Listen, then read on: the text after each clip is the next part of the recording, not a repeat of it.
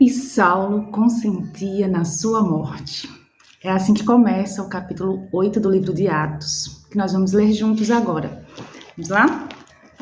E Saulo consentia na sua morte. Que morte é essa? A morte de Estevão, que nós lemos no capítulo 7. Naquele dia levantou-se grande perseguição contra a igreja em Jerusalém, e todos, exceto os apóstolos, foram dispersos pelas regiões da Judeia e Samaria. Alguns homens piedosos sepultaram Estevão e fizeram um grande pranto sobre ele. Saulo, porém, assolava a igreja, entrando pelas casas e arrastando homens e mulheres, encerrava-os nos cárceres. Entre mentes, os que foram dispersos iam por toda parte pregando a palavra. Filipe, descendo a cidade de Samaria, anunciava-lhes a Cristo. As multidões atendiam, unânimes às coisas que Filipe dizia, ouvindo-as e vendo os sinais que ele operava, pois os espíritos imundos de muitos possessos saíam gritando em alta voz. E muitos paralíticos e coxos foram curados. E houve grande alegria naquela cidade. E eu lendo aqui, me lembrando, né? Vai descer poder sobre vocês do alto, e vocês vão pregar em Samaria. Lembrei também de Isaías 61, né? Nossa, muitas lembranças, mas vamos continuar no texto. Ora, havia certo homem chamado Simão, que ali praticava mágica, iludindo o povo de Samaria, insinuando ser ele grande vulto, ao qual todos davam ouvidos do menor ao maior, dizendo: este homem é o poder de Deus, chamado o grande poder. Aderiam a ele porque havia muito os iludira com mágicas. Quando, porém, deram crédito a Filipe, que os evangelizava a respeito do reino de Deus e do nome de Jesus Cristo, iam sendo batizados, assim homens como mulheres. O próprio Simão abraçou a fé e, tendo sido batizado, acompanhava Filipe de perto, observando extasiado os sinais e grandes milagres praticados. Ouvindo os apóstolos que estavam em Jerusalém, que Samaria recebera a palavra de Deus, enviaram-lhe Pedro e João, os quais, descendo para lá, oraram por eles para que recebessem o Espírito Santo, porquanto não havia ainda descido sobre nenhum deles, mas somente haviam sido batizados em o nome do Senhor Jesus. Então, lhes impunham as mãos e recebiam estes o Espírito Santo. Vendo, porém, Simão, que pelo fato de imporem os apóstolos as mãos, era concedido o Espírito Santo, ofereceu-lhes dinheiro, propondo: concedei-me também a mim este poder, para que aquele sobre quem eu impuser as mãos receba o Espírito Santo. Pedro, porém, lhe respondeu: o teu dinheiro seja contigo, para perdição, pois julgastes adquirir por meio dele o dom de Deus.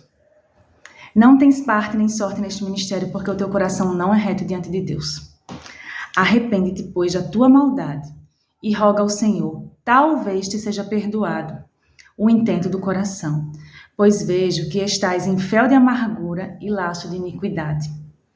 Respondendo, porém, Simão lhes pediu: rogai vós por mim ao Senhor, para que nada do que disseste sobrevenha a mim.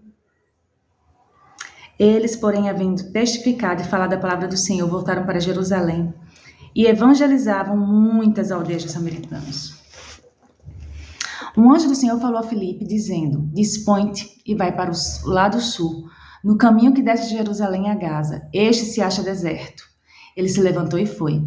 Eis que um etíope, eunuco, alto oficial de Candaque, rainha dos etíopes, o qual era superintendente de todo o seu tesouro que viera a adorar em Jerusalém, estava de volta, e assentado no seu carro vinha lendo o profeta Isaías. Então disse o Espírito a Filipe: aproxima-te desse carro e acompanha-o. Correndo Filipe, ouviu ler o profeta Isaías e perguntou: compreendes o que vens lendo? Ele respondeu: como poderei entender, se alguém não me explicar?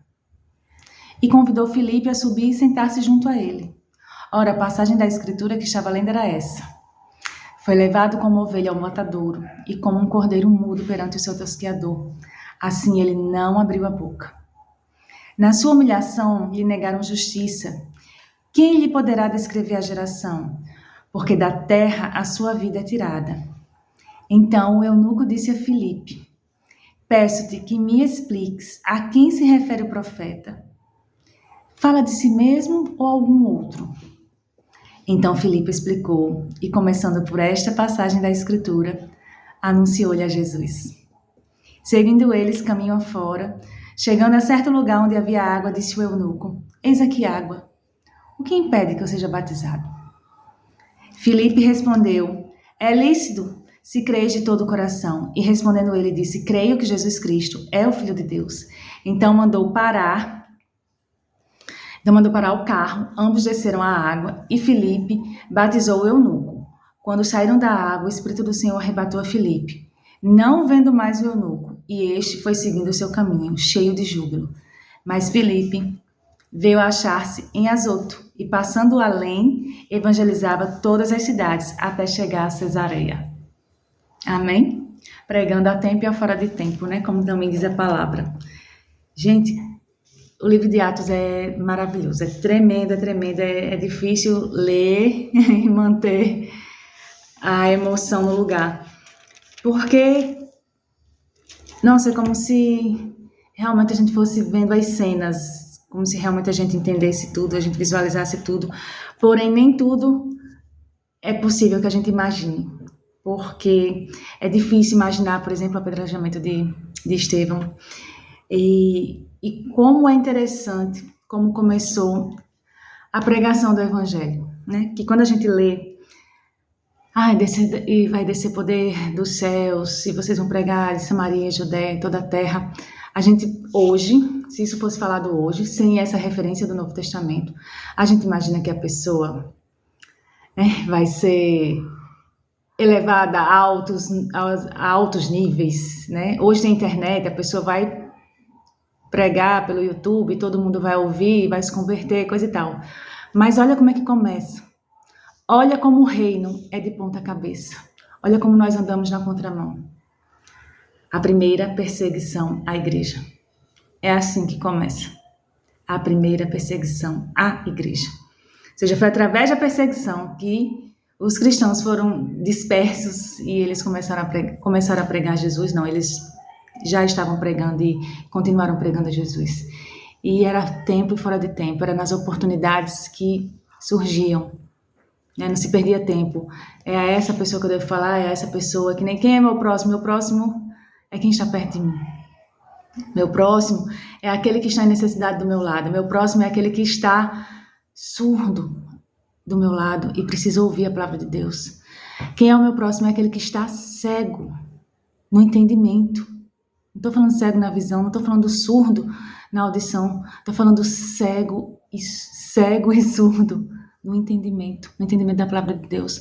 Então, por mais que você não tenha nenhum conhecimento, porque que conhecimento tenho eu? Eu não tenho credencial nenhuma, não tenho teologia completa, sabe? Não são pelas credenciais, não são títulos, é simplesmente o coração disposto a obedecer ao Senhor, porque é Ele quem faz.